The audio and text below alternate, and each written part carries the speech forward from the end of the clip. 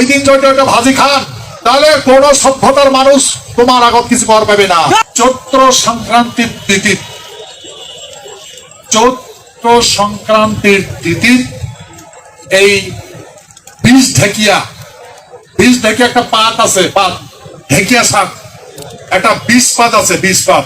ওই বীজ ঢেকিয়ার পাত দিয়া যদি কোন মানুষক সাপে দংশন করে তাহলে ওই বীজ ঢেকিয়ার পাত দিয়া বিশ্বহরি মন্ত্রে ওই সেই মানসিটার গাত সত্যালে মন্ত্র কায় সত্তা যায়, ঝাড়া যায়, আমার ভাষা ঝাড়া কয়, সাপের বীজ ঝাড়া, মানে যেমন বাড়ি ঝাড়ি মানে চাকন টাকন পরিষ্কার করে ফেলে দেওয়া, ঝাড়ি ফেলা দেওয়া লাগে, তেমন করে আমার পূর্বপুরুষে মানব সভ্যতার সৃষ্টির লগ্ন থেকে সাপের বিষক ঝাড়িয়া নামিয়ে ফেলে দিছে।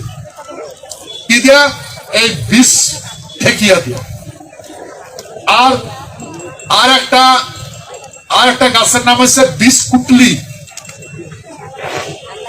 বিষকুটলির নাম হয়েছে বিশল্যাকরণ। যখন লক্ষণ শক্তিশালী মানত পড়ে, মৃত্যু হয়, অবস্থা থাকে, মানে রাম তো ভাবছে মৃত্যু হয়ে গেছে, কিন্তু পরে এই বিশল্যা মানে বিষকুটলি তোমরা চিনেন না? নেপালে মাসিগুলা হ্যাঁ চেনেন না? ড্রেনের মধ্যে ড্রেনত বেশি করে হয়, ড্রেনে টেনে খালে পাকাড়ে, আর গাছ লাগাইলে গাছটা ঝালা কুরসের মতো ঝাল করে। জানেন না? জানেন?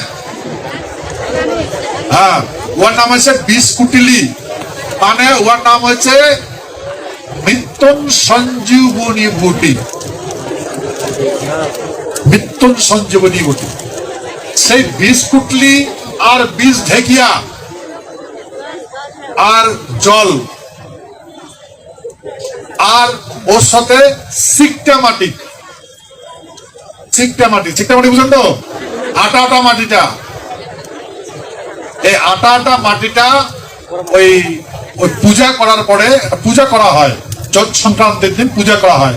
পূজা করিয়া ওই মাটিটা ঘরের ভিতরে ঢেলে দেওয়া লাগে, টেরা দেওয়া লাগে। ওটা ঢেলে দিলে কি হয়? এই যে কতগুলা বিষাক্ত মশা আছে, মশা, সেই মশার কামড়ত ম্যালেরিয়া জ্বর হয়, ম্যালেরিয়া জ্বর। তা ওই সিকটা মাটি, ওই সময় যদি সিকটা মাটিটা ছিটি দেওয়া যায় তা বাড়ির মশার উপদ্রব কম হয়, মানে ম্যালেরিয়া মশা থাকে, ম্যালেরিয়া মশাটার বিনাশ হয়। আর এই ওই দিন যদি বিষকুটলি আর বীজ ঢেকিয়া দিয়া তার জলটা ছিটি দেওয়া যায়, যেটা গভর্নমেন্ট নিচ্ছে তোর শিরুয়া উৎসব, তা আমরা ওই দিন জল ছিটাই, বাড়ির আশেপাশে জল ছিটি দেই। যদি জল ছিটি দেই তাহলে বাড়িটা আর বিষাক্ত সাপ প্রবেশ করবে না। বিষাক্ত সাপ যদি প্রবেশ করে তাহলে সব পড়াইতে বাড়ি ত্যাগ করবে। আর এই বিষ জল ছিটালে আমার এই দেশত যত সাপ আছে সেই সাপের বিষ নাশ হয়, মানে বিষটা সেই সাপক মানে অত্যাচার করে না। সাপের মুখত যদি বিষ থাকে, বিষ যদি তা জ্বালা করে তাহলে যে কোনো জাত কাটে, কমাতুর হয়, তাহলে সাপটা শান্ত হয়, বিষ থাকে শান্ত হয়। এই জন্যে আমার পূর্বপুরুষ এই বিষকুটলি, বীজ ঢেকিয়া, সিকটা মাটি দিয়া চৈত্র সংক্রান্তির দিতে এই বাড়ির আগলা পাশিলা ঘর ধরে সিটি দিছে। তা আমরা কিন্তু মানুষের গাছ জল ছিটাই নেই, ওই কিন্তু মানুষের গাছ জল ছিটা, কাদো ছিটা দেখো নাই, ছোট থেকে বড় হয়েছ তো। হ্যাঁ, আজকে বুড়ে হয়ে গেল প্রায়, হ্যাঁ বুড়ে হয়েছ। আমি কিন্তু এই দিনত মানে চৈত্র আজ তো 1 তারিখ না, 3 তারিখ, মানে সংক্রান্তির জল ছিটাইছে। হ্যাঁ, আর বৈশাখের 1 তারিখ কাদো ছিটাইছে, আর আজকে আবির ছিটাই। এখন কথা হলো, ওই যেটা জানো নেপালের আমার রাজবংশী সমাজে যেটা পরম্পরা তো করিয়াছে, কিন্তু রহস্যটা কি? আমার কিন্তু ঐশ্বরিক নীতির ভিতরে এইটাই আমার নীতি জানি। হ্যাঁ, আর সেতু আমরা বেসমা কই, আমার তিথির বেসমা উৎসব কয়। বেসমা আমরা চৈত্র সংক্রান্তির দিনত এই চাউল ভাজা করি, বুট ভাজা করি, কলা ভাজা, খালি তসাদ ভাজি, হ্যাঁ, গম ভাজি, আলু, ছোট ছোট আলু ভাজি, এরকম তিল ভাজি, শস্যা ভাজি, ভাজি টাজিয়া ওইটা পূজা করি, পূজা করিয়া ওটা খাই।